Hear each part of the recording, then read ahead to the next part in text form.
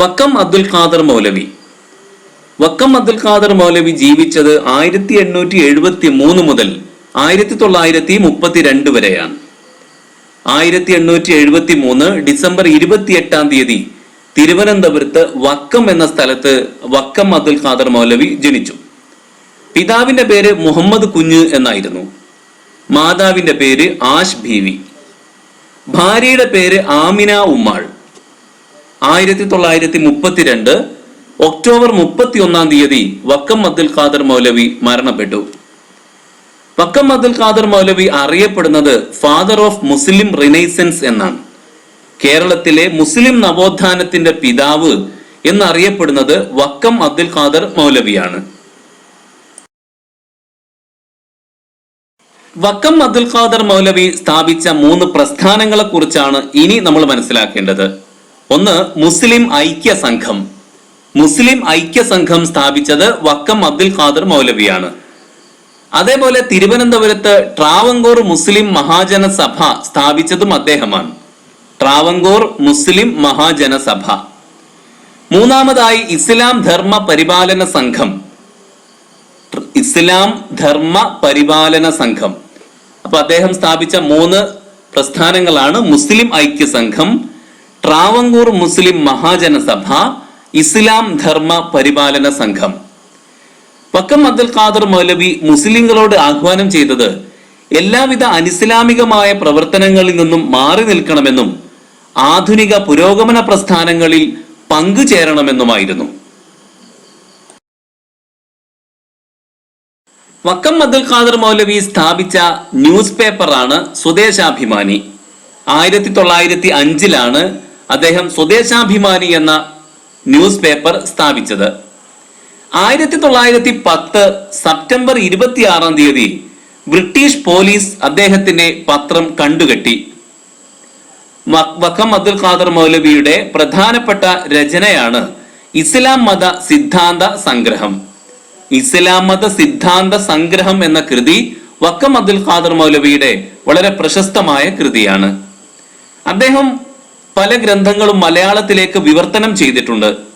ഇമാം ഗസാലിയുടെ കീമിയായ സഅദത്ത്, അഹ്ലുസുന്നത്തു വൽ ജമാഅത്ത്, ഇസ്ലാമിക് സന്ദേശം, സൂറത്തുൽ ഫാത്തിഹ ഇവയൊക്കെ അദ്ദേഹം മലയാളത്തിലേക്ക് വിവർത്തനം ചെയ്തു. അദ്ദേഹം വിവർത്തനം ചെയ്ത ഗ്രന്ഥങ്ങളാണ് ഇമാം ഗസാലിയുടെ കീമിയായ സഅദത്ത്, അഹ്ലുസുന്നത്തു വൽ ജമാഅത്ത്, ഇസ്ലാമിക് സന്ദേശം, സൂറത്തുൽ ഫാത്തിഹ എന്നിവ.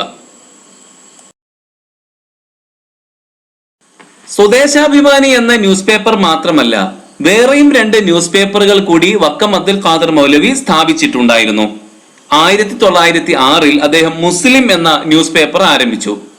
1931 ദീപിക എന്ന ന്യൂസ് പേപ്പറും അദ്ദേഹം ആരംഭിച്ചിട്ടുണ്ട്.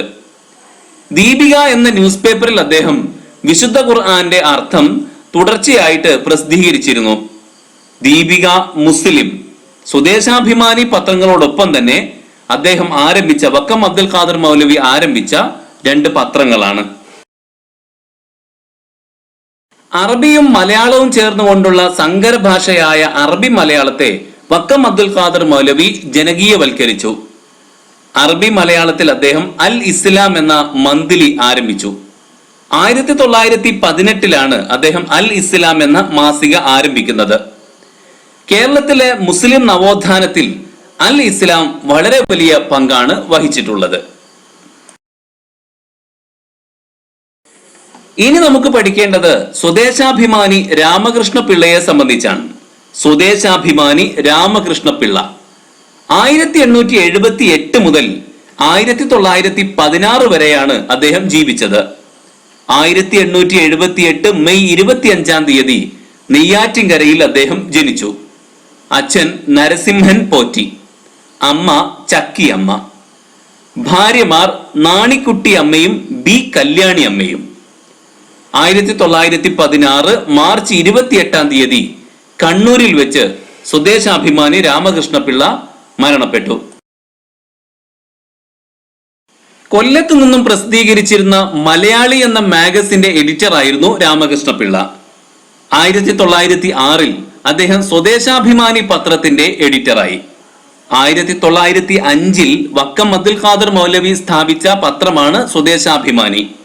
1906 രാമകൃഷ്ണ പിള്ള ആ പത്രത്തിന്റെ എഡിറ്റർ ആവുന്നത്. അതുകൊണ്ട് തന്നെ സ്വദേശാഭിമാനി പത്രത്തിന്റെ ആദ്യത്തെ എഡിറ്റർ രാമകൃഷ്ണ പിള്ള ആയിരുന്നില്ല, അത് ഗോവിന്ദ പിള്ള ആയിരുന്നു. സ്വദേശാഭിമാനി പത്രത്തിന്റെ ആദ്യത്തെ എഡിറ്റർ ഗോവിന്ദ പിള്ളയാണ്. അതിനുശേഷമാണ് രാമകൃഷ്ണ പിള്ള അതിന്റെ എഡിറ്ററായി മാറുന്നത്.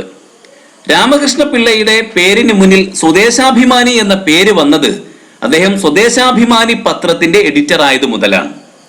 അദ്ദേഹം ആ പത്രത്തിലൂടെ തിരുവിതാംകൂറിലെ ദിവാനായിരുന്ന പി രാജഗോപാൽ ആചാര്യക്കെതിരെ ശക്തമായിട്ട് എഴുതുകയുണ്ടായി. അദ്ദേഹത്തിന്റെ നയങ്ങളെ പത്രത്തിലൂടെ വിമർശിച്ചു. അതിന്റെ പേരിൽ പത്രം കണ്ടുകെട്ടുകയും രാമകൃഷ്ണ പിള്ളയെ നാടുകടത്തുകയും ചെയ്തു. 1910 ആ സംഭവം. ഇനി നമുക്ക് രാമകൃഷ്ണ പിള്ളയുടെ ചില കൃതികൾ പരിചയപ്പെടാം, അദ്ദേഹത്തിന്റെ ചില രചനകൾ. 1 Karl Marx, 2 Kerala Bhashotpatti, 3 Benjamin Franklin, 4 Mohandas Gandhi, 5 Socrates, 6 Dharmaraja Niroopanam, 7 Pathradharmam. അദ്ദേഹത്തിന്റെ വളരെ പ്രശസ്തമായ കൃതികളാണ് Karl Marx, Kerala Bhashotpatti, Benjamin Franklin, Mohandas Gandhi, Socrates, Dharmaraja Niroopanam, Pathradharmam. 1912 Ramakrishna Pillai Karl മാർക്സിന്റെ ജീവചരിത്രം എഴുതുന്നത്. മലയാള ഭാഷയിലാണ് അത് എഴുതിയിട്ടുള്ളത്. ആ രചനയുടെ പ്രത്യേകത, ഒരു ഇന്ത്യൻ ഭാഷയിൽ ആദ്യമായിട്ട് കാൾ മാർക്സിന്റെ ജീവചരിത്രം എഴുതപ്പെട്ടത് അപ്പോഴാണ്. ഒരു ഇന്ത്യൻ ഭാഷയിൽ ആദ്യമായിട്ട് കാൾ മാർക്സിന്റെ ജീവചരിത്രം എഴുതിയത് രാമകൃഷ്ണ പിള്ളയാണ്. അദ്ദേഹം 1912 കാൾ മാർക്സിന്റെ ജീവചരിത്രം എഴുതിയത് മലയാളത്തിൽ. രാമകൃഷ്ണ പിള്ളയുടെ ഓട്ടോബയോഗ്രഫിയാണ്, ആത്മകഥയാണ് എന്റെ നാടുകടത്തൽ. എന്റെ നാടുകടത്തൽ എന്നത് രാമകൃഷ്ണ പിള്ളയുടെ ഓട്ടോബയോഗ്രഫിയാണ്, അഥവാ ആത്മകഥയാണ്. രാമകൃഷ്ണ പിള്ള ജേർണലിസം അഥവാ പത്രപ്രവർത്തനം സംബന്ധമായി എഴുതിയ പുസ്തകമാണ് വൃത്താന്ത പത്രപ്രവർത്തനം. ഈ കൃതിക്ക് ഒരു പ്രത്യേകതയുണ്ട്. ജേർണലിസം സംബന്ധമായി മലയാളത്തിൽ എഴുതപ്പെട്ട ആദ്യ ഗ്രന്ഥമാണ് അത്. ജേർണലിസം അഥവാ പത്രപ്രവർത്തനം സംബന്ധമായി മലയാളത്തിൽ എഴുതപ്പെട്ട ആദ്യ ഗ്രന്ഥം രാമകൃഷ്ണ പിള്ള എഴുതിയ വൃത്താന്ത പത്രപ്രവർത്തനം എന്ന കൃതിയാണ്. അദ്ദേഹത്തിന്റെ മെമ്മോറിയൽ സ്ഥിതി ചെയ്യുന്നത് പയ്യാമ്പലത്താണ്. കണ്ണൂർ ജില്ലയിലെ പയ്യാമ്പലത്താണ് രാമകൃഷ്ണ പിള്ളയുടെ മെമ്മോറിയൽ സ്ഥിതി ചെയ്യുന്നത്. നേരത്തെ നമ്മൾ പറഞ്ഞു അദ്ദേഹത്തിന് 2 ഭാര്യമാരുണ്ടായിരുന്നു എന്ന്. അതിലൊരാളാണ് കല്യാണി അമ്മ, അദ്ദേഹത്തിന്റെ 2ാം ഭാര്യയാണ്. അവരും ഒരു സാഹിത്യകാരിയായിരുന്നു. അവരെഴുതിയ ചില പുസ്തകങ്ങളാണ് വ്യാഴവട്ട സ്മരണകൾ, കർമ്മഫലം, മഹതികൾ, ആത്മകഥ. കല്യാണി അമ്മയുടെ സാഹിത്യ കൃതികളാണ് ഇവയെല്ലാം. വ്യാഴവട്ട സ്മരണകൾ, കർമ്മഫലം, മഹതികൾ, ആത്മകഥ. കല്യാണി അമ്മ രാമകൃഷ്ണ പിള്ളയുടെ 2ാം ഭാര്യയായിരുന്നു. പൊയ്കയിൽ യോഹന്നാൻ അഥവാ കുമാര ഗുരുദേവൻ. പൊയ്കയിൽ യോഹന്നാൻ അഥവാ കുമാര ഗുരുദേവൻ 1878 മുതൽ 1939 വരെയാണ് പൊയ്കയിൽ യോഹന്നാൻ ജീവിച്ചത്. പത്തനംതിട്ടയിലെ ഇരവിപേരൂർ എന്ന സ്ഥലത്ത് 1879 ഫെബ്രുവരി 17 അദ്ദേഹം ജനിച്ചത്. അച്ഛൻ കണ്ടൻ, അമ്മ ലച്ചി. അച്ഛന്റെ പേര് കണ്ടൻ എന്നും അമ്മയുടെ പേര് ലച്ചി എന്നുമായിരുന്നു. ഭാര്യയുടെ പേര് ജാനമ്മ. 1939 ജൂൺ 29 അദ്ദേഹം മരണപ്പെട്ടു. അദ്ദേഹത്തിന്റെ യഥാർത്ഥ പേര് കുമാരൻ എന്നായിരുന്നു. പൊയ്കയിൽ യോഹന്നാന്റെ യഥാർത്ഥ പേര് കുമാരൻ എന്നാണ്. അദ്ദേഹം മറ്റൊരു പേരിൽ കൂടി അറിയപ്പെട്ടു, പൊയ്കയിൽ അപ്പച്ചൻ. പൊയ്കയിൽ അപ്പച്ചൻ എന്ന പേരിൽ അറിയപ്പെട്ടതും പൊയ്കയിൽ യോഹന്നാൻ തന്നെയാണ്. അപ്പൊ 3 പേരുകൾ നമ്മൾ ഓർത്തു വെക്കുക: പൊയ്കയിൽ യോഹന്നാൻ, കുമാരഗുരുദേവൻ, പൊയ്കയിൽ അപ്പച്ചൻ. ഈ 3 പേരിലും അറിയപ്പെടുന്നത് ഒരാൾ തന്നെയാണ്.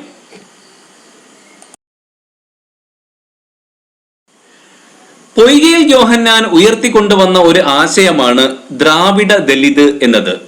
ദ്രാവിഡ ദലിത് എന്നത് പൊയ്കയിൽ യോഹന്നാൻ ഉയർത്തിക്കൊണ്ടുവന്ന ഒരു കൺസെപ്റ്റാണ്. അദ്ദേഹമാണ് പ്രത്യക്ഷ രക്ഷാ ദൈവസഭ സ്ഥാപിച്ചത്. ഒരു സോഷ്യോ റിലീജിയസ് മൂവ്മെന്റ് ആയ പ്രത്യക്ഷ രക്ഷാ ദൈവസഭ സ്ഥാപിച്ചത് പൊയ്കയിൽ യോഹന്നാനാണ്. 1909 അദ്ദേഹം അത് സ്ഥാപിച്ചത്. ഈ പ്രത്യക്ഷ രക്ഷാ ദൈവസഭയുടെ ഹെഡ്ക്വാർട്ടേഴ്സ്, അതിന്റെ കേന്ദ്രം ഇരവിപേരൂരായിരുന്നു. പത്തനംതിട്ടയിലെ ഇരവിപേരൂരാണ് പ്രത്യക്ഷ രക്ഷാ ദൈവസഭയുടെ ആസ്ഥാനം. പൊയ്കയിൽ യോഹന്നാൻ 2 തവണ ശ്രീമൂലം പ്രജാസഭയിലേക്ക് നോമിനേറ്റ് ചെയ്യപ്പെട്ടിട്ടുണ്ട്. 1921 1931 2 തവണ അദ്ദേഹം ശ്രീമൂലം പ്രജാസഭയിലേക്ക് നോമിനേറ്റ് ചെയ്യപ്പെട്ടു. പൊയ്കയിൽ യോഹന്നാൻ നയിച്ച പ്രക്ഷോഭങ്ങൾ ആടിലഹള എന്ന പേരിലാണ് അറിയപ്പെടുന്നത്. ആടിലഹള എന്ന പേരിലാണ് പൊയ്കയിൽ യോഹന്നാൻ നയിച്ച പ്രക്ഷോഭങ്ങൾ അറിയപ്പെടുന്നത്. ദലിത് സമുദായത്തിന് വേണ്ടി ആദ്യമായി ഇംഗ്ലീഷ് മീഡിയം സ്കൂൾ സ്ഥാപിച്ചത് പൊയ്കയിൽ യോഹന്നാനാണ്. ദലിത് സമുദായത്തിന് വേണ്ടി ആദ്യത്തെ ഇംഗ്ലീഷ് മീഡിയം സ്കൂൾ സ്ഥാപിച്ചത് പൊയ്കയിൽ യോഹന്നാനാണ്. ശ്രീമൂലം പ്രജാസഭയിൽ പൊയ്കയിൽ യോഹന്നാൻ ഉയർത്തിയ പ്രധാനപ്പെട്ട ആവശ്യങ്ങളിൽ ഒന്ന് താഴ്ന്ന വിഭാഗങ്ങൾക്ക്, അധസ്ഥിത ജനവിഭാഗങ്ങൾക്ക് പ്രത്യേക സ്കോളർഷിപ്പുകൾ അനുവദിക്കണം എന്നതായിരുന്നു.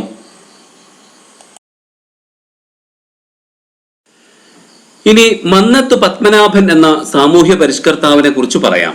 മന്നത്തു പത്മനാഭൻ 1878 മുതൽ 1970 വരെയാണ് അദ്ദേഹം ജീവിച്ചത്. കോട്ടയത്ത് ചങ്ങനാശ്ശേരിക്കടുത്ത പെരുന്ന എന്ന സ്ഥലത്ത് 1878 ജനുവരി 2-ാം തീയതിയാണ് മന്നത്തു പത്മനാഭൻ ജനിക്കുന്നത്.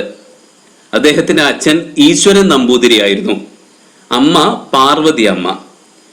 ഈശ്വരൻ നമ്പൂതിരിയുടെയും പാർവതി അമ്മയുടെയും മകനായി 1878 ജനുവരി 2-ാം തീയതി മന്നത്തു പത്മനാഭൻ കോട്ടയം ജില്ലയിലെ ചങ്ങനാശ്ശേരിക്കടുത്ത പെരുന്നയിൽ ജനിച്ചു. അദ്ദേഹത്തിന്റെ ഭാര്യ തോട്ടേക്കാട്ടു മാധവി അമ്മയാണ്. തോട്ടേക്കാട്ടു മാധവി അമ്മയാണ് അദ്ദേഹത്തിന്റെ ഭാര്യ. 1970 ഫെബ്രുവരി 25-ാം തീയതി അദ്ദേഹം മരണപ്പെട്ടു. അദ്ദേഹത്തിന്റെ പ്രധാനപ്പെട്ട സംഭാവനകളിൽ ഒന്ന് നായർ സർവീസ് സൊസൈറ്റി സ്ഥാപിച്ചു എന്നതാണ്. NSS അഥവാ നായർ സർവീസ് സൊസൈറ്റിയുടെ സ്ഥാപകനാണ് അദ്ദേഹം. അതിന്റെ ആദ്യ സെക്രട്ടറിയും അദ്ദേഹമായിരുന്നു. തിരുവിതാംകൂർ ദേവസ്വം ബോർഡിന്റെ ആദ്യ പ്രസിഡന്റ് മന്നത്തു പത്മനാഭൻ ആയിരുന്നു. തിരുവിതാംകൂർ ദേവസ്വം ബോർഡിന്റെ ആദ്യ പ്രസിഡന്റ് മന്നത്തു പത്മനാഭനായിരുന്നു. 1914 മന്നത്തു പത്മനാഭൻ ചങ്ങനാശ്ശേരിയിലെ പെരുന്നയിൽ നായർ സമുദായ ഭൃത്യ ജനസംഘം സ്ഥാപിച്ചു. നായർ സമുദായ ഭൃത്യ ജനസംഘം 1914 അദ്ദേഹം സ്ഥാപിച്ചു. ഗോപാലകൃഷ്ണ ഗോഖലെയുടെ സെർവൻസ് ഓഫ് ഇന്ത്യ സൊസൈറ്റി എന്ന സംഘടനയുടെ മാതൃകയിലാണ് അദ്ദേഹം നായർ സമുദായ ഭൃത്യ ജനസംഘം സ്ഥാപിച്ചത്. ഗോപാലകൃഷ്ണ ഗോഖലെയുടെ സെർവൻസ് ഓഫ് ഇന്ത്യ സൊസൈറ്റി എന്ന പ്രസ്ഥാനത്തിന്റെ മോഡലിലാണ് അദ്ദേഹം നായർ സമുദായ ഭൃത്യ ജനസംഘം സ്ഥാപിച്ചത്. നായർ സർവീസ് സൊസൈറ്റിയുടെ ആദ്യത്തെ പ്രസിഡന്റ് കെ കേളപ്പനായിരുന്നു. NSSന്റെ ആദ്യത്തെ പ്രസിഡന്റ് കെ കേളപ്പനും സെക്രട്ടറി മന്നത്തു പത്മനാഭനും ആയിരുന്നു.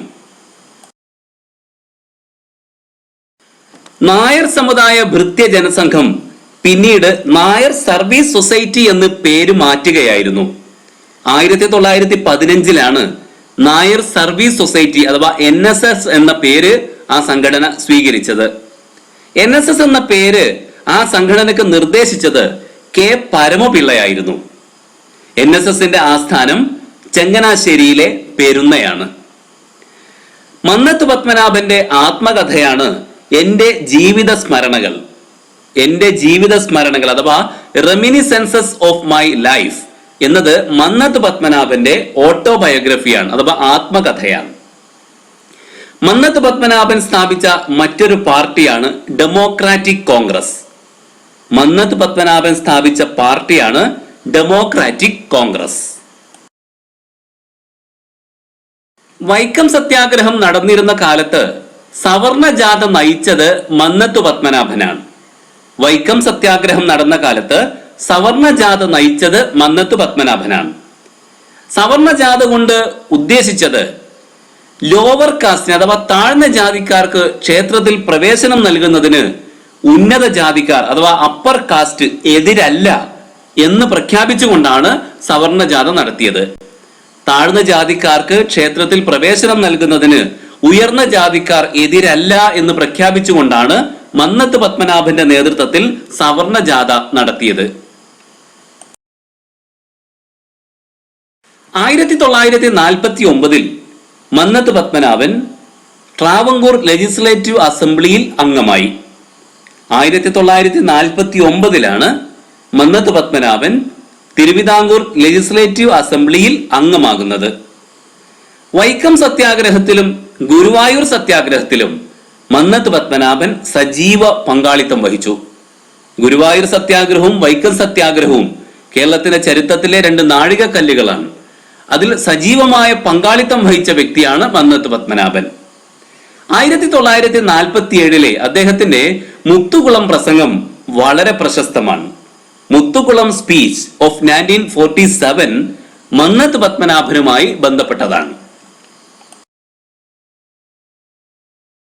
മന്നത്ത് പത്മനാഭനും ആർ ശങ്കറും കൂടി ചേർന്നാണ് ഹിന്ദു മഹാമണ്ഡലം എന്ന സംഘടന രൂപീകരിച്ചത്. മന്നത്ത് പത്മനാഭനും ആർ ശങ്കറും ചേർന്ന് ഹിന്ദു മഹാമണ്ഡലം എന്ന സംഘടന രൂപീകരിച്ചു. സർദാർ KM പണിക്കർ മന്നത്ത് പത്മനാഭനെ വിശേഷിപ്പിച്ചത് മദൻ മോഹൻ മാളവ്യ ഓഫ് കേരള, കേരളത്തിലെ മദൻ മോഹൻ മാളവ്യ എന്നാണ്. മദൻ മോഹൻ മാളവ്യ ഓഫ് കേരള എന്ന് മന്നത്ത് പത്മനാഭനെ വിശേഷിപ്പിച്ചത് സർദാർ KM പണിക്കർ ആയിരുന്നു. മന്നത്ത് പത്മനാഭനുമായി ബന്ധപ്പെട്ട ഒരു പ്രധാനപ്പെട്ട സംഭവമാണ് വിമോചന സമരം. 1959 വിമോചന സമരം ആരംഭിക്കുന്നത്. അത് കേരളത്തിലെ കമ്മ്യൂണിസ്റ്റ് ഭരണകൂടത്തിനെതിരായ പ്രക്ഷോഭമായിരുന്നു. ഒരു സോഷ്യോ പൊളിറ്റിക്കൽ അജിറ്റേഷൻ, സാമൂഹ്യ രാഷ്ട്രീയ പ്രക്ഷോഭം. അതിന്റെ നേതാവ് മന്നത്ത് പത്മനാഭനായിരുന്നു. ആരൊക്കെയായിരുന്നു ആ സമരത്തിൽ ഉണ്ടായിരുന്നത്? Catholic Church, Nair Service Society, Indian Union Muslim League. Catholic Church, Nair Service Society, Indian Union Muslim League എന്നീ വിഭാഗങ്ങളായിരുന്നു ഈ പ്രക്ഷോഭത്തിൽ ഉണ്ടായിരുന്നത്. ഈ പ്രക്ഷോഭത്തിന്റെ ഫലമായിട്ട് കേരളത്തിൽ പ്രസിഡന്റ് ഭരണം ഏർപ്പെടുത്തി, രാഷ്ട്രപതി ഭരണം ഏർപ്പെടുത്തി കേരളത്തിൽ. ഈ വിമോചന സമരത്തിന്റെ അഥവാ ലിബറേഷൻ സ്ട്രഗിളിന്റെ പെട്ടെന്നുണ്ടായ കാരണം അന്നത്തെ വിദ്യാഭ്യാസ മന്ത്രിയായിരുന്ന ജോസഫ് മുണ്ടശ്ശേരി എഡ്യൂക്കേഷൻ ബിൽ അഥവാ വിദ്യാഭ്യാസ ബില്ല് അവതരിപ്പിച്ചതായിരുന്നു. ജോസഫ് മുണ്ടശ്ശേരി എഡ്യൂക്കേഷൻ ബിൽ അവതരിപ്പിച്ചതാണ് വിമോചന സമരത്തിന്റെ പെട്ടെന്നുണ്ടായ കാരണം. ഓക്സ്ഫോർഡ് യൂണിവേഴ്സിറ്റിയിൽ ആദ്യമായി മലയാളത്തിൽ പ്രസംഗിച്ച വ്യക്തി മന്നത്ത് പത്മനാഭനാണ്. മന്നത്ത് പത്മനാഭനാണ് ഓക്സ്ഫോർഡ് യൂണിവേഴ്സിറ്റിയിൽ ആദ്യമായി മലയാളത്തിൽ പ്രസംഗിച്ചത്. അദ്ദേഹം നയിച്ച മറ്റൊരു ജാഥയാണ് ജീവശിഖ ജാഥ. ജീവശിഖ ജാഥ. ഇന്ത്യൻ പ്രസിഡന്റ്, ഇന്ത്യൻ രാഷ്ട്രപതി അദ്ദേഹത്തിന് ഭാരത കേസരി എന്ന ടൈറ്റിൽ നൽകി ആദരിച്ചു. ഇന്ത്യൻ പ്രസിഡന്റ് മന്നത്ത് പത്മനാഭന് നൽകിയ അവാർഡാണ് ഭാരത കേസരി. മന്നത്ത് പത്മനാഭന്റെ പ്രധാനപ്പെട്ട കൃതികൾ മനഃപ്പാഠമാക്കാം. പഞ്ചകല്യാണി നിരൂപണം, ഞങ്ങളുടെ FMS യാത്ര, ഹേമപഞ്ചാരം, തത്വചിന്ത. പഞ്ചകല്യാണി നിരൂപണം, ഞങ്ങളുടെ FMS യാത്ര, ഹേമപഞ്ചാരം, തത്വചിന്ത എന്നിവ മന്നത്ത് പത്മനാഭന്റെ പ്രധാനപ്പെട്ട കൃതികളാണ്. ഇനി പഠിക്കേണ്ടത് CV കുഞ്ഞിരാമനെ കുറിച്ചാണ്. CV കുഞ്ഞിരാമൻ 1871 മുതൽ 1949 വരെയാണ് CV കുഞ്ഞിരാമൻ ജീവിച്ചത്. 1871 കൊല്ലം ജില്ലയിലെ മയ്യനാട് എന്ന സ്ഥലത്ത് CV കുഞ്ഞിരാമൻ ജനിച്ചു. അച്ഛന്റെ പേര് വേലായുധൻ എന്നായിരുന്നു. അമ്മയുടെ പേര് കുഞ്ഞിച്ചാലി. വേലായുധന്റെയും കുഞ്ഞിച്ചാലിയുടെയും മകനായി കൊല്ലം ജില്ലയിലെ മയ്യനാട് 1871 CV കുഞ്ഞിരാമൻ ജനിച്ചു. അദ്ദേഹത്തിന്റെ ഭാര്യയുടെ പേര് PI കൊച്ചിക്കാവു എന്നായിരുന്നു. PI കൊച്ചിക്കാവു. 1949 ഏപ്രിൽ 10 CV കുഞ്ഞിരാമൻ അന്തരിച്ചു. കേരള കൗമുദി എന്ന ന്യൂസ് പേപ്പറിന്റെ സ്ഥാപകൻ CV കുഞ്ഞിരാമനാണ്. CV കുഞ്ഞിരാമനാണ് കേരള കൗമുദി എന്ന ന്യൂസ് പേപ്പർ സ്ഥാപിച്ചത്. ഒരു നവോത്ഥാന നായകൻ, സാമൂഹ്യ പരിഷ്കർത്താവ്, പത്രപ്രവർത്തകൻ, SNDP യോഗത്തിന്റെ പ്രവർത്തകൻ എന്ന നിലയിലൊക്കെ CV കുഞ്ഞിരാമൻ പ്രശസ്തനായി. അദ്ദേഹം ശ്രീനാരായണ ഗുരുവിന്റെ ഒരു അനുയായിയായിരുന്നു. 1928 1931 CV കുഞ്ഞിരാമൻ SNDP യോഗത്തിന്റെ ജനറൽ സെക്രട്ടറിയായി തെരഞ്ഞെടുക്കപ്പെട്ടു. CV കുഞ്ഞിരാമൻ നിരവധി പത്രങ്ങളുടെ എഡിറ്ററായിരുന്നു. മലയാള രാജ്യം, നവജീവൻ, കഥാമാലിക, യുക്തിവാദി, നവശക്തി, വിവേകോദയം എന്നിവിടെ എല്ലാറ്റിന്റെയും എഡിറ്ററായിരുന്നു അദ്ദേഹം. മലയാള രാജ്യം, നവജീവൻ, കഥാമാലിക, യുക്തിവാദി, നവശക്തി, വിവേകോദയം എന്നിവയുടെ എല്ലാം എഡിറ്ററായിരുന്നു CV കുഞ്ഞിരാമൻ. മലയാള രാജ്യത്തിന്റെ സ്ഥാപക എഡിറ്ററായിരുന്നു CV കുഞ്ഞിരാമൻ. മലയാള രാജ്യത്തിന്റെ ഫൗണ്ടർ എഡിറ്ററായിരുന്നു CV കുഞ്ഞിരാമൻ. അദ്ദേഹം വെള്ളമണൽ എന്ന സ്ഥലത്ത് താഴ്ന്ന ജാതിയിൽപ്പെട്ട ഹിന്ദുക്കൾക്ക് വേണ്ടിയിട്ട് സ്കൂൾ ആരംഭിച്ചു. ആ സ്കൂളിന്റെ പ്രിൻസിപ്പാൽ അദ്ദേഹം തന്നെയായിരുന്നു. വെള്ളമണൽ എന്ന സ്ഥലത്താണ് അദ്ദേഹം ലോ കാസ്റ്റ് ഹിന്ദുസിന് വേണ്ടിയിട്ട് സ്കൂൾ സ്ഥാപിച്ചത്. ആ സ്കൂളിന്റെ പ്രിൻസിപ്പാൽ അദ്ദേഹം തന്നെയായിരുന്നു. 1936 ചരിത്ര പ്രസിദ്ധമായ ടെമ്പിൾ എൻട്രി പ്രൊക്ലമേഷൻ ഉണ്ടായത്, അഥവാ ക്ഷേത്രപ്രവേശന വിളംബരം. അങ്ങനെ ഒരു വിളംബരം ഉണ്ടാവുന്നതിന് വേണ്ടി അതിന്റെ പിറകിൽ പ്രവർത്തിച്ച ഒരു പ്രധാനപ്പെട്ട വ്യക്തിയായിരുന്നു CV കുഞ്ഞിരാമൻ. ക്ഷേത്രപ്രവേശന വിളംബരത്തിന് പിറകിൽ CV കുഞ്ഞിരാമന്റെ പ്രധാനപ്പെട്ട പങ്കുണ്ട്. അദ്ദേഹം ഒരു വക്കീലായിരുന്നു. അതേപോലെ തന്നെ ശ്രീമൂലം പ്രജാസഭയിലെ അംഗവുമായിരുന്നു. ശ്രീമൂലം പ്രജാസഭയിലെ അംഗമായിരുന്നു CV കുഞ്ഞിരാമൻ. ഇനി CV കുഞ്ഞിരാമന്റെ പ്രധാനപ്പെട്ട കൃതികൾ നമുക്ക് മനഃപ്പാഠമാക്കാം. 1 വാൽമീകി രാമായണം, 2 വ്യാസഭാരതം, 3 പഞ്ചവടി, 4 കാർത്തികോദയം. വാൽമീകി രാമായണം, വ്യാസഭാരതം, പഞ്ചവടി, കാർത്തികോദയം CV കുഞ്ഞിരാമന്റെ പ്രധാനപ്പെട്ട കൃതികളാണ്. ഇനി നമുക്ക് സ്വാമി വാഗ്ഭടാനന്ദയെ കുറിച്ച് പറയാം. സ്വാമി വാഗ്ഭടാനന്ദ 1885 മുതൽ 1939 വരെയാണ് സ്വാമി വാഗ്ഭടാനന്ദ ജീവിച്ചത്. അദ്ദേഹത്തിന്റെ യഥാർത്ഥ പേര് കുഞ്ഞിക്കണ്ണൻ ഗുരുക്കൾ എന്നാണ്. കുഞ്ഞിക്കണ്ണൻ ഗുരുക്കൾ. 1885 ഏപ്രിൽ 27 കണ്ണൂർ ജില്ലയിലെ പാട്യം എന്ന സ്ഥലത്ത് അദ്ദേഹം ജനിച്ചു.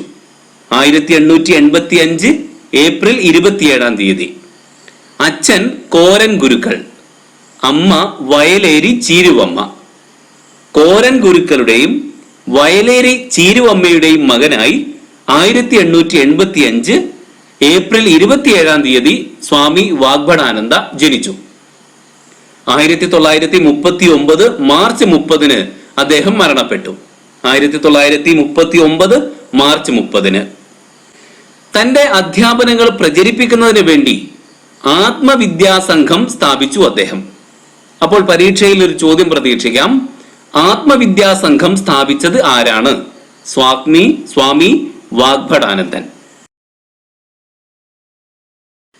കുഞ്ഞിക്കണ്ണന് വാഗ്ഭടാനന്ദൻ എന്ന പേര് സമ്മാനിച്ചത് ബ്രഹ്മാനന്ദ ശിവയോഗിയാണ്.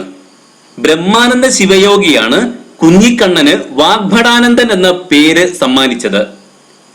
ആത്മവിദ്യാസംഘം അദ്ദേഹം രൂപീകരിച്ചു എന്ന് നമ്മൾ പറഞ്ഞു. അഭിനവ കേരളം എന്ന പ്രസിദ്ധീകരണമായിരുന്നു ആത്മവിദ്യാ സംഘത്തിന്റെ മുഖപത്രം.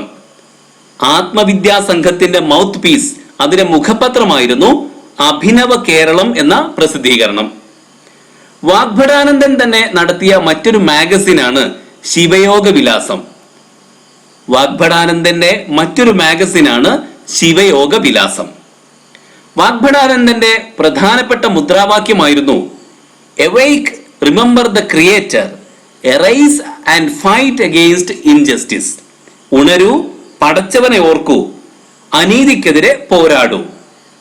ഉണരൂ, പടച്ചവനെ ഓർക്കൂ, അനീതിക്കെതിരെ പോരാടൂ എന്നത് സ്വാമി വാഗ്ഭടാനന്ദന്റെ മുദ്രാവാക്യമായിരുന്നു. അദ്ദേഹം താഴ്ന്ന ജാതിയിൽപ്പെട്ടവർക്ക് സംസ്കൃതം പഠിപ്പിക്കുന്നതിന് വേണ്ടി തത്വപ്രകാശിക ആശ്രം സ്ഥാപിച്ചു. തത്വപ്രകാശിക ആശ്രം അദ്ദേഹം സ്ഥാപിച്ചത് താഴ്ന്ന ജാതിയിൽപ്പെട്ടവർക്ക് സംസ്കൃതം പഠിപ്പിക്കുന്നതിന് വേണ്ടിയായിരുന്നു. മലബാറിലെ ആദ്യത്തെ കാർഷിക സംഘടന രൂപീകരിച്ചത് അദ്ദേഹമാണ്. മലബാറിൽ ആദ്യത്തെ കാർഷിക സംഘടന രൂപീകരിച്ചത് സ്വാമി വാഗ്ഭടാനന്ദനാണ്. അദ്ദേഹം കോഴിക്കോട്ട് പ്രീതി ഭോജനം നടത്തി. കോഴിക്കോട്ട് അദ്ദേഹം പ്രീതി ഭോജനം സംഘടിപ്പിച്ചു. ശ്രീനാരായണ ഗുരുവിന്റെ ഒരു ശിഷ്യനായിരുന്നു സ്വാമി വാഗ്ഭടാനന്ദൻ. സ്വാമി വാഗ്ഭടാനന്ദന്റെ പ്രധാനപ്പെട്ട കൃതികൾ നമുക്ക് മനഃപാഠമാക്കാം. ആത്മവിദ്യ, അധ്യാത്മായുധം, പ്രാർത്ഥനാഞ്ജലി, ആത്മവിദ്യ ലേഖനമാല. ആത്മവിദ്യ, അധ്യാത്മായുധം, പ്രാർത്ഥനാഞ്ജലി, ആത്മവിദ്യ ലേഖനമാല സ്വാമി വാഗ്ഭടാനന്ദന്റെ പ്രധാനപ്പെട്ട കൃതികളാണ്. ഇനി നമുക്ക് KP കറുപ്പനെ കുറിച്ച് പറയാം. KP കറുപ്പൻ 1885 മുതൽ 1938 വരെയാണ് KP കറുപ്പൻ ജീവിച്ചത്. 1885 മെയ് 24 തീയതി എറണാകുളത്തെ ചേരനെല്ലൂർ എന്ന സ്ഥലത്താണ് അദ്ദേഹം ജനിച്ചത്. എറണാകുളത്തെ ചേരനെല്ലൂർ എന്ന സ്ഥലത്ത് 1885 മെയ് 24 തീയതി KP കറുപ്പൻ ജനിച്ചു. അച്ഛന്റെ പേര് അയ്യൻ എന്നാണ്. അമ്മയുടെ പേര് കൊച്ചുപെണ്ണ്. കൊച്ചുപെണ്ണിന്റെയും അയ്യന്റെയും മകനായിട്ടാണ് 1885 മെയ് 24 KP കറുപ്പൻ ജനിച്ചത്. 1938 മാർച്ച് 23 തീയതി അദ്ദേഹം മരണപ്പെട്ടു. 1938 മാർച്ച് 23 തീയതി. അദ്ദേഹം അറിയപ്പെടുന്നത് ലിങ്കൺ ഓഫ് കേരള എന്നാണ്. ലിങ്കൺ ഓഫ് കേരള എന്നറിയപ്പെടുന്നത് KP കറുപ്പനാണ്. KP കറുപ്പന്റെ വളരെ പ്രശസ്തമായ കൃതിയാണ് ജാതിക്കുമ്മി. ജാതിക്കുമ്മി എന്നത് KP കറുപ്പന്റെ വളരെ പ്രശസ്തമായ ഒരു കൃതിയാണ്. ഒരു കവിയും നാടകകൃത്തും സാമൂഹ്യ പരിഷ്കർത്താവുമായിരുന്ന KP കറുപ്പൻ ധീരവ സമുദായത്തിലെ ഒരു ലോവർ മിഡിൽ ക്ലാസ് കുടുംബത്തിലാണ് ജനിച്ചത്. അദ്ദേഹം ഒരു കവിയായിരുന്നു, നാടകകൃത്തായിരുന്നു, സാമൂഹ്യ പരിഷ്കർത്താവായിരുന്നു.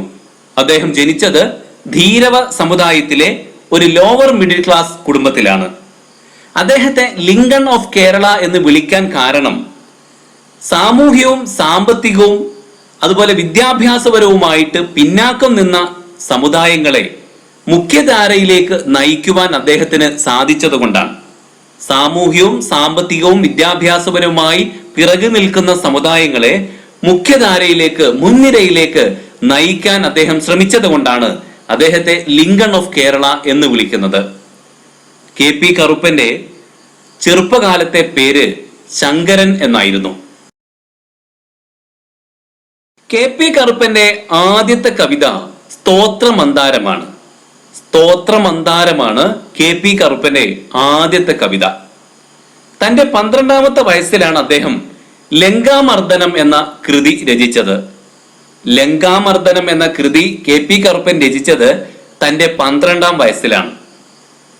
അദ്ദേഹം സംസ്കൃത കാവ്യങ്ങൾ പഠിച്ചത് മംഗൽപിള്ളിൽ കൃഷ്ണൻ ആശാന്റെയും അന്നമനത രമാ പൊതുവാളിന്റെയും കീഴിലാണ്. മംഗൽപിള്ളിൽ കൃഷ്ണൻ ആശാൻ, അന്നമനത രമാ പൊതുവാൾ എന്നിവരുടെ കീഴിലാണ് പണ്ഡിറ്റ് കറുപ്പൻ സംസ്കൃത കാവ്യങ്ങൾ പഠിച്ചത്. KP കറുപ്പന്റെ വളരെ പ്രശസ്തമായ കൃതിയായ ജാതിക്കുമ്മിയിൽ അദ്ദേഹം ആ കാലഘട്ടത്തിൽ നിലവിലുണ്ടായിരുന്ന ജാതി വ്യവസ്ഥയെ ശക്തമായി വിമർശിക്കുകയാണ് ചെയ്യുന്നത്. ജാതിക്കുമ്മിയിൽ ജാതി വ്യവസ്ഥയെ അദ്ദേഹം ശക്തിയായിട്ട് വിമർശിച്ചു. അദ്ദേഹത്തിന്റെ മറ്റൊരു കൃതിയാണ് ആചാരഭൂഷണം. ആചാരഭൂഷണം എന്ന കൃതി അദ്ദേഹം താഴ്ന്ന ജാതിയിൽപ്പെട്ട ആളുകളെ നിലവിലുള്ള അന്ധവിശ്വാസങ്ങളെ കുറിച്ച് ബോധവൽക്കരിക്കുന്നതിന് വേണ്ടിയിട്ട് രചിച്ച കൃതിയാണ്.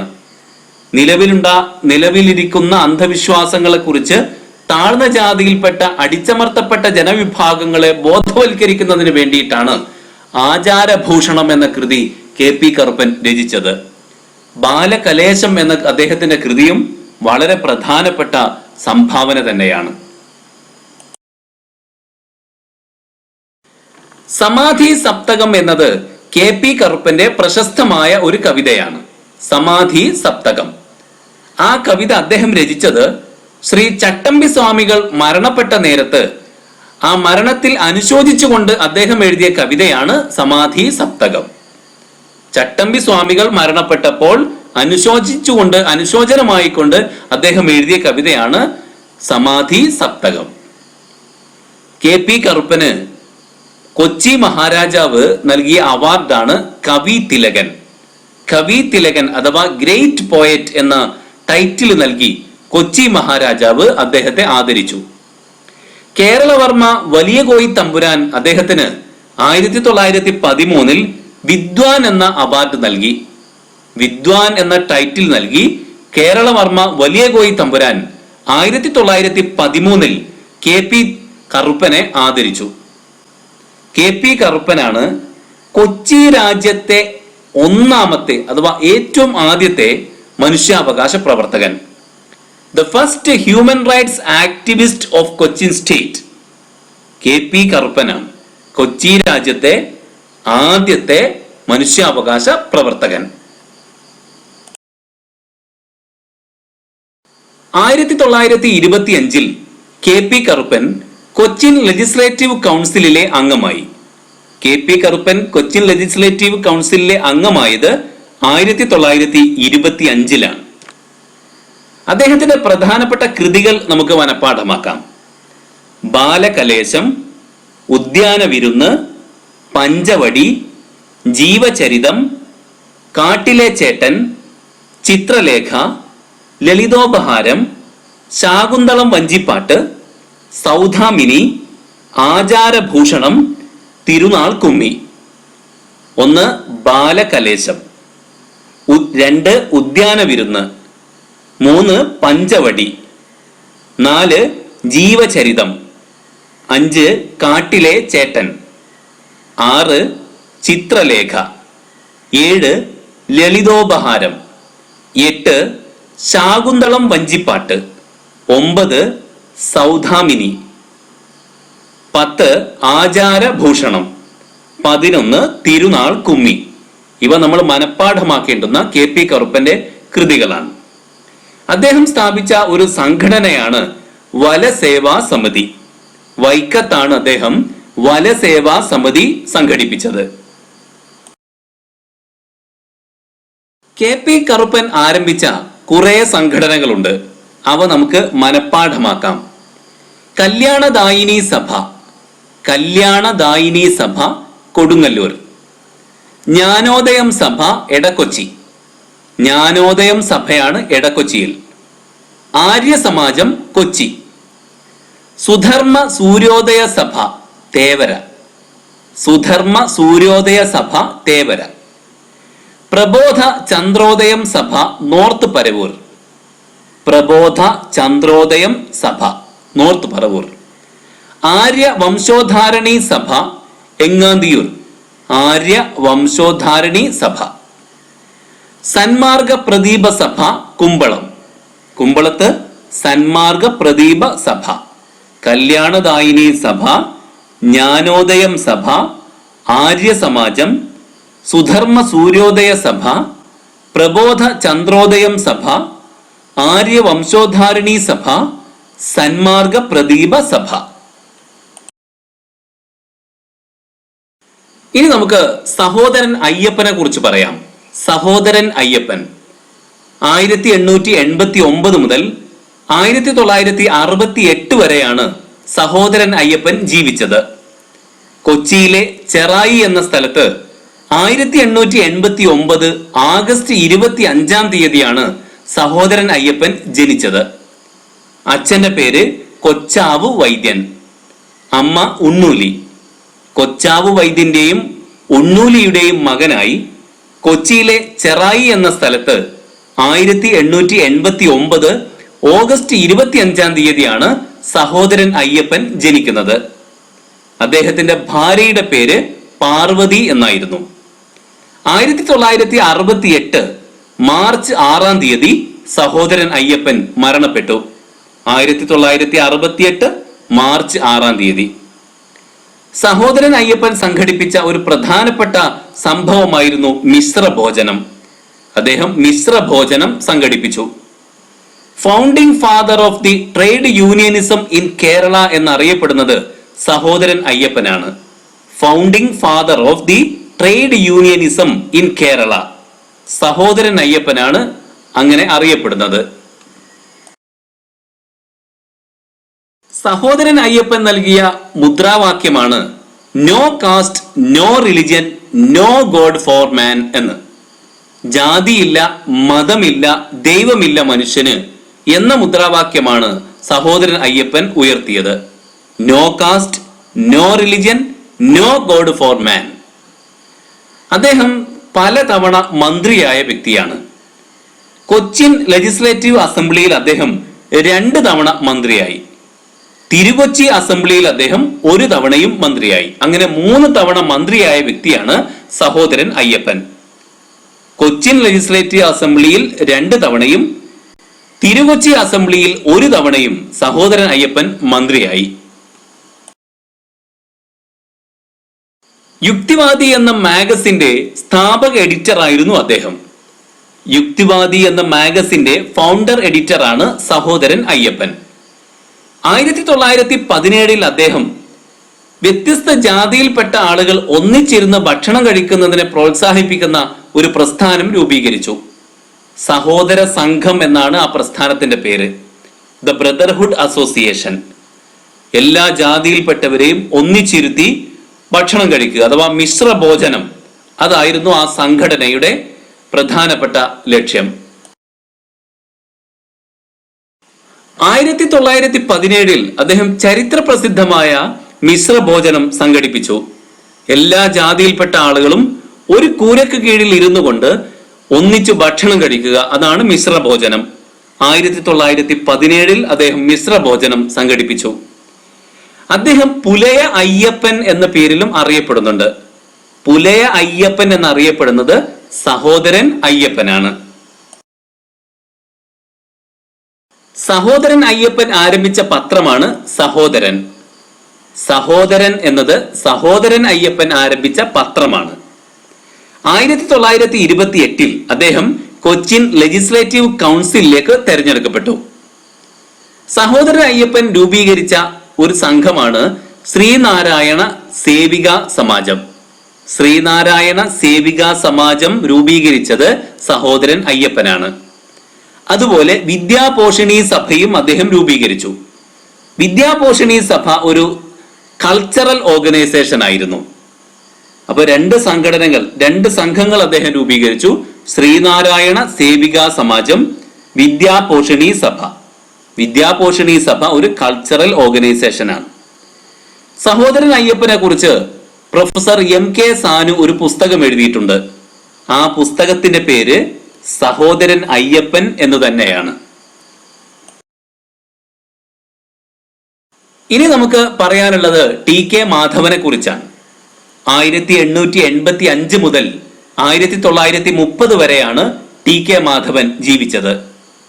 1885 സെപ്റ്റംബർ 2-ാം തീയതി കാർത്തികപ്പള്ളി എന്ന സ്ഥലത്ത് അദ്ദേഹം ജനിച്ചു. 1885 സെപ്റ്റംബർ 2-ന് കാർത്തികപ്പള്ളി എന്ന സ്ഥലത്ത് TK മാധവൻ ജനിച്ചു.